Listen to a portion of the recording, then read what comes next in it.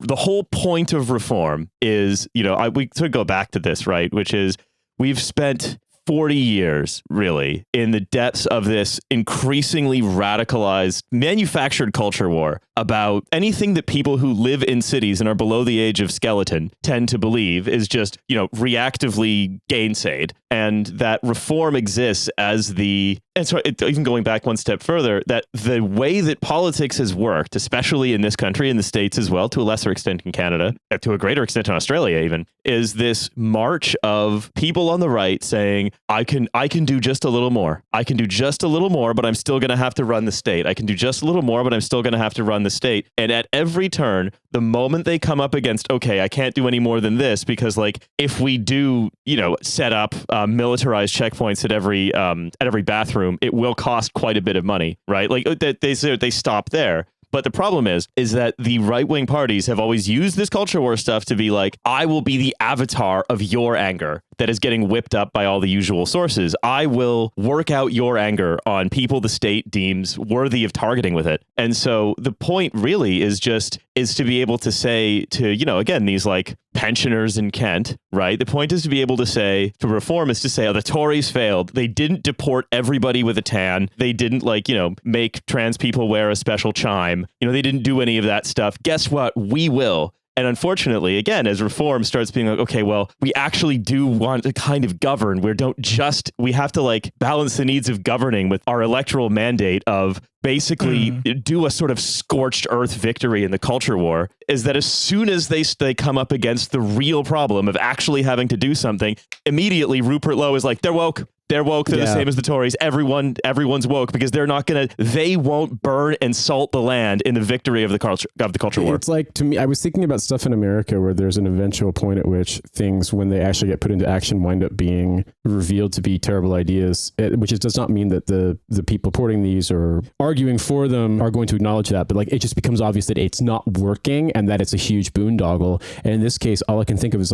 J.K. Rowling is basically demanding that Britain build the toilet Hyperloop. It's there will be sexual Xanadu. There will be there will be a gender palace that everyone has to report to. It's so weird. And I feel like the thing that's so weird about it in the case of these sorts of things is that America is doing it in its own way about some similar topics and some different ones, but it feels as though there's never a sort of oh, well, no one is ever willing to go to J.K. Rowling and be like, Steiner's attack didn't happen. You know what I mean?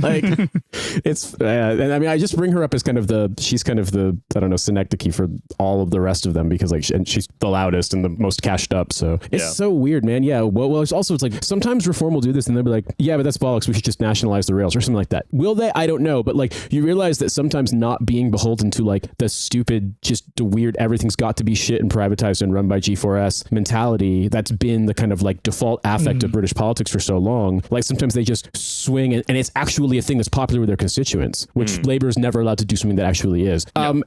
It's just, but in this case, man, even at some point, there's some Americans in red states were y'all talk about gay people a lot, man. That's kind of weird. Y'all talk about bathrooms so much. I have never seen a trans person. Y'all talking constantly about these bathrooms. You know what I mean? It actually worked against them at some point. Well, yeah. I mean, look, in every case, it's always it's inevitably a vote loser because if you're obsessed with it, you come off as a fucking freak. But in this case, right, this is a group of freaks talking to one another and enforcing the most baffling, not just cruel, but relentlessly impractical standard for a series of personally held convenient illusions about sex and gender that allow them to continue being angry. And all of this is to appease basically, and now the person who's coming out, because who's now the Nigel Farage of this situation, right, is of course Rupert Lowe. Rupert Lowe is the MP for Great Yarmouth, and he was elected as a Reform MP, but then he left a few months ago because the party went woke. Specifically, he left because the chairperson is a Muslim.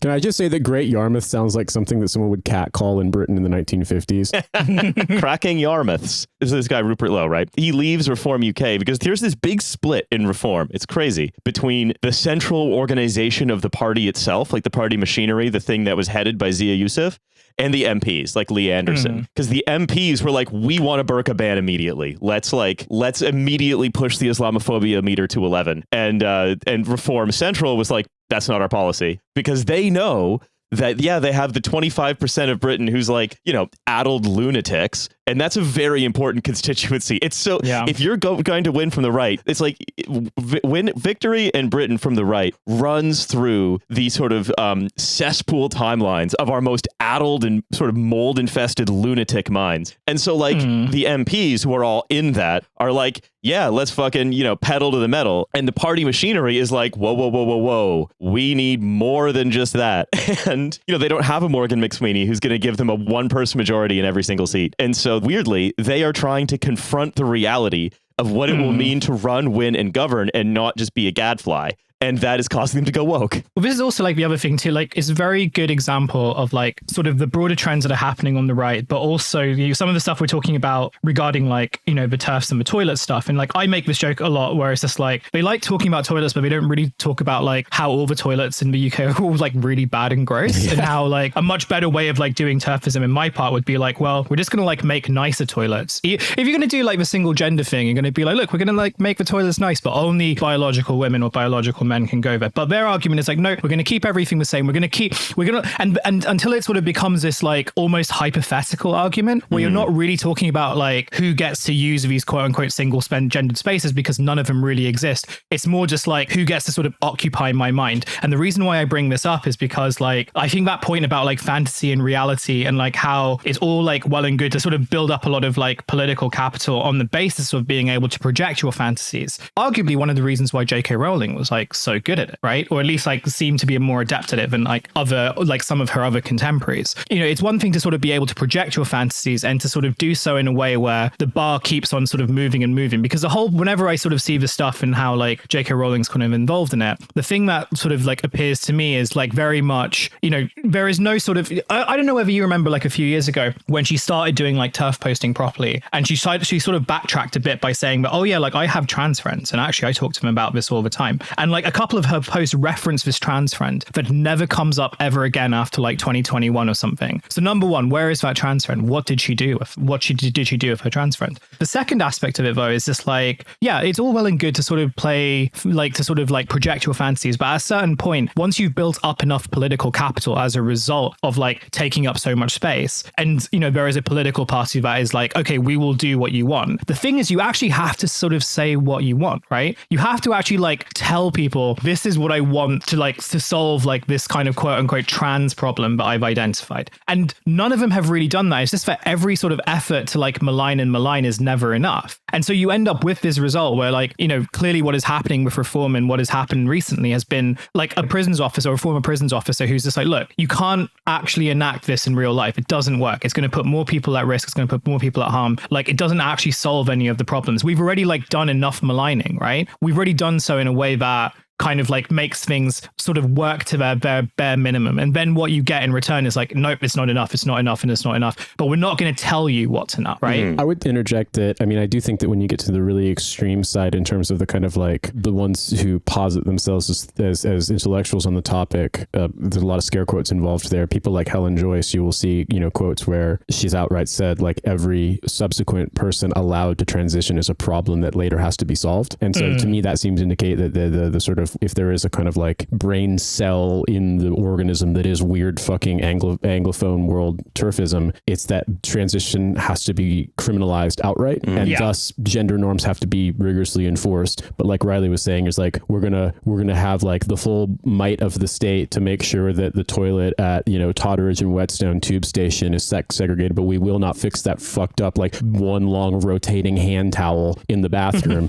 and it's never going to get cleaned either. Like so there isn't really a constituency of any significant size for this, even if the ones who are into it are very loud. But I think the thing with Labor, at least, is that Labor doesn't care. Like, if anything, if the majority of its constituents, voters, certainly voters and party members support something, then they have to ban it or do the exact opposite. The Tories never really had a big membership to speak of, and their membership didn't care so long it was like, gollywalks back on the jam and taxes go down. But it's a different kind of engagement with party membership.